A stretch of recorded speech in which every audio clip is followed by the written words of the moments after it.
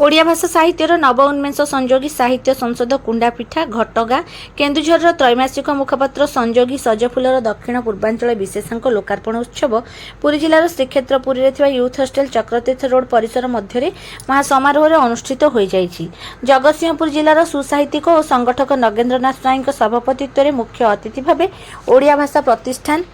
ओडिशार प्राक्तन निर्देशक डॉक्टर कैलाश चंद्र टिकायत राय, मुख्य वक्ता रूपे पुरी जिलार प्रियपत्र टिकितारा और श्रीलेखा पत्रिकार संपादक विपिन बिहार दलाई, सम्मानित अतिथि रूपे नयागढ़ जिलार कवि गवेषक क्विज मास्टर तथा आईनजीवी चंद्र विजय मिश्र और संयोगी साहित्य संसद कुंडापिठा केन्दुझर सभापति उपेन्द्र दास जोगदे ओडिशार विभिन्न अंचल में साहित्य उत्सव आयोजन कर ओडिया संस्कृति और परंपरा को उज्जीवित करुथिबारु संयोगी सजफुल परिवार को भूयसी प्रशंसा करथिले एवं संप्रति ओडिया संस्कृति और परंपरार वार्ता बाहक संयोगी सजफुल बोली अभिहित करथिले। एही अवसर में केन्दुझर जिलार रतिनारायण राउतଙ୍କ पुस्तक सत्य सुमन, पुरी जिलार जानकी बल्लभ दासଙ୍କ स्वरचित पुस्तक आहत बसंत और ताराभरा राति एवं कंधमाल जिलार फुलबाणी वरिष्ठ साहित्यिक नृसिंहानंद महापात्रଙ୍କ पुस्तक श्रीमदादि शंकराचार्य कृत भजगोविंदम मोह मुद्गर तत्वबोध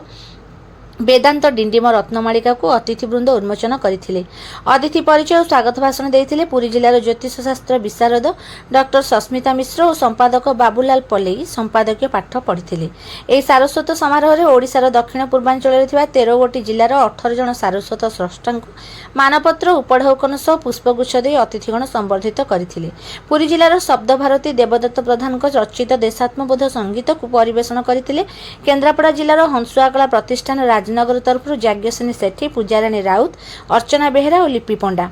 प्रथम पर्यायर अधिवेशन में केन्दुझर जिलार वरिष्ठ साहित्यिक अवसरप्राप्त शिक्षा प्रशासनिक अधिकारी अर्जुन चरण बेहेरा सभापतित्व उद्घाटक रूपे भारतीय साहित्य संसद ओडिशार मुख्य उपदेष्टा छंदकवि सुरेश चंद्र रथ खोर्धा, सम्मानित अतिथि रूपे पुरी जिलार दैनिक संवाद पत्र सुदेशनार प्रतिष्ठाता और संपादक काव्यभूषण शिवप्रसाद बाहिनपति, कटक जिलार उदयनाथ स्वयंशासित महाविद्यालय अड़सपुर वरिष्ठ अध्यापिका डॉक्टर स्मृति पट्टनायक, कविता पाठोत्सव संयोजक भावे बलांगीर जिलार सुसाहित्यिक पुस्तक समीक्षक शिशु साहित्यिक कवि गाल्पिक